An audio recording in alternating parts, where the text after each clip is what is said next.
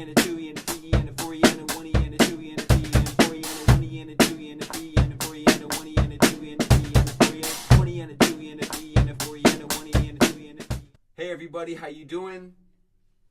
Q1-2024 here with lesson 3 of the first semester in 2024 with NGO Radio Terra all the way down in Brazil. I'm tapping in from my studio in New York City, and I'm so excited about being able to do remote work and being able to make music and do these lessons with the new technology in the world, because it enables us to get to each other from any place in the world. And I just think that it's a really cool and unique program that NGO Radio Terra is creating, which is free lessons for all levels and all ages, once a week for 30 minutes.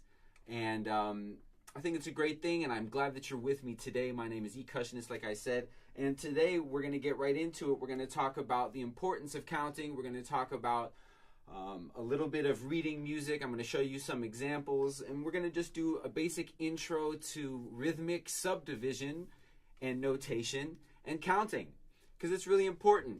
That way we can dissect songs faster. Counting in your head allows you to lock into the idea if you know how to do it, and all it takes is a little bit of support from educators like myself and the other ones here at NGO Radio Terra to get you along your way. We can count the quarter note, 1, 2, 3, 4, right? So if I play the metronome again, 1, 2, 3, 4, 1, 2, 3, 4. That's the quarter note. Every beat that you hear is a quarter note.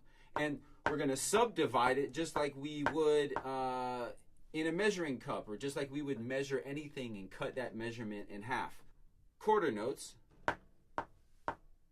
1, 2, 3, 4. Or we can count eighth notes and cut that in half so that we have 1 and 2 and 3 and 4 and 1 and 2 and 3 and 4, and we can cut that in half and get 16th notes, which is 1 E and a 2 E and a 3 E and a 4 E and a 1 E and a 2 E and a 3 E and a 4 E and a. If we use triplets, we can get 1 triplet, 2 triplet, 3 triplet, 4 triplet, 1 triplet, 2 triplet, 3 triplet, 4 triplet. And that's how we can count beats while we're playing a rhythm. And that way we can learn where other people's rhythms fall faster. Take this example right here. We're learning this bass line.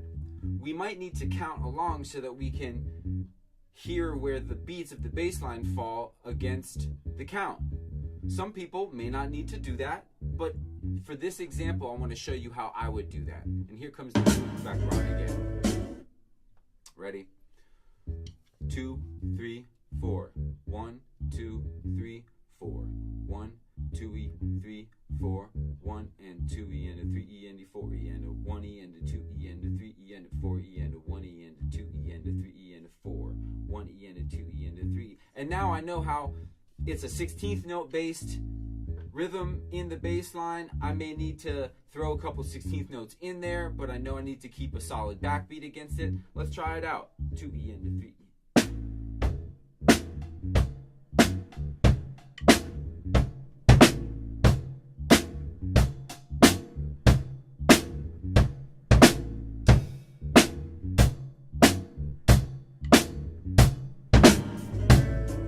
Right?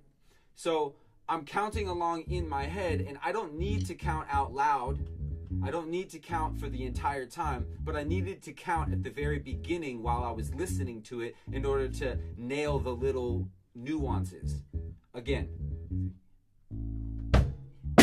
3 E and a 4 E and a 1 E and a 2 E and a 3 E and a 4 E and a 1 E and a 2 E and a 3 E and a 4. 1, 2.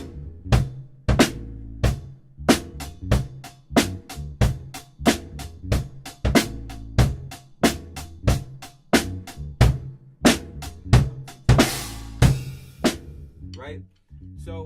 So that's where counting really comes in handy, because it allows us to get things in our head a little bit faster, I believe. And it doesn't mean that just because you're counting, you're also not using your ear. But counting is a way that you can relate what everybody else is playing to your own self, and then hopefully get the drum beat faster. This chart right here at the bottom has 30-second notes. which is an even smaller subdivision after 16th notes. I want to look at this chart from two perspectives. I want to show you how to play 32nd notes. I also want to show you that this is in 4/4 time. And when we look at pieces of music, we have to know what that fraction means. The number on top is the amount of beats that you hear. Sorry, let me stop the metronome. The number on top is the amount of beats per measure.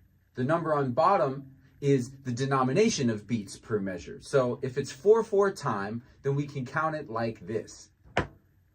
Here we go. 1, 2, 3, 4. 1, 2, 3, 4. If it was in 3/4 time, it would be 1, 2, 3. 1, 2, 3. If it was in 7/4, it would be 1, 2, 3, 4, 5, 6, 7. 1, 2, 3, 4, 5, 6, 7, 1. Okay, so this chart right here is in 4/4 time, and I'm going to count starting with the whole note all the way down to the 32nd note and show you that there are 2 half notes in a whole note, 4 quarter notes in 2 half notes, 8 eighth notes in 4 quarter notes, 16 16th notes in 8 eighth notes, 32 32nd notes in 16 16th notes. And that all fits into 1 quarter note. So let's count it and read it down.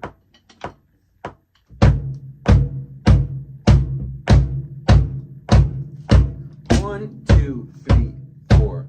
1, 2, 3, 4. 1, 2, 3, 4. 1, 2, 3, 4. 1, 2, 3, 4. 1, 2, 3, 4. 1, 2, 3, 4. 1 and 2 and 3 and 4 and 1.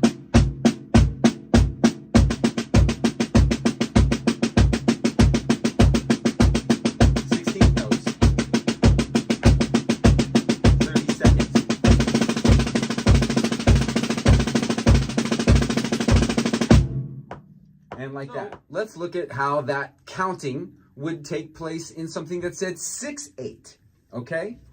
With the time signature saying 6/8, that's 6 eighth notes per measure. The fraction, or the time signature, says 6/8. That means there's 6 eighth notes per measure. And when we see a quarter note, we know that there's 2 eighth notes per quarter note. And if we see a dot next to that, then that dot is half of the note that it comes after. In this case, it comes after a quarter note, which means that half of a quarter note is an eighth note. So that means if we see a dotted quarter note, that stands for 3 eighth notes. And this time signature is 6/8, so 3 times 2 is 6. If we see 2 dotted quarters, that accounts for all 6 beats in this measure. So with the metronome, let's count it. And mind you, this metronome is playing quarter notes. So I'm just counting against that and using that quarter note pulse to show you these examples. 1, 2, 3, 4, 5, 6. 1, 2, 3, 4, 5, 6. 1, 2, 3, 4, 5, 6. 1, 2, 3, 4, 5, 6. Okay? I'm just trying to make sure that I'm always counting 6 beats per bar. And those beats are at the eighth note level, not the quarter note level, which would be 1, 2, 3, 4, 5, 6. 1, 2, 3, right? Because I'm playing quarter notes. If I'm playing eighth notes and the time signature is in eighth notes, then we just need to count whatever the top number is. In this case, it's 6. 1, 2, 3, 4, 5, 6. 1, 2, 3, 4, 5, 6. 1, 2, 3, 4, 5, 6. I'm going to play this on the drum set here, and we'll just go through this chart one more time. 1, 2, 3, 4, 5, 6. 1, 2, 3, 4, 5, 6. 1, 2, 3, 4, 5, 6. 1, 2, 3, 4, 5, 6. 1, 2, 3, 4, 5, 6. 1, 2, 3, 4, 5, 6. 1, 2, 3, 4, 5, 6. 1, 2, 3, 4, 5, 6. 1, 2, 3, 4, 5, 6.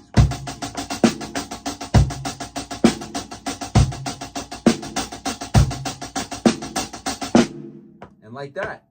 I know that this is one of the maybe more complex concepts or the more simple and boring concepts, depending on the level or the age that you are at in your musical journey.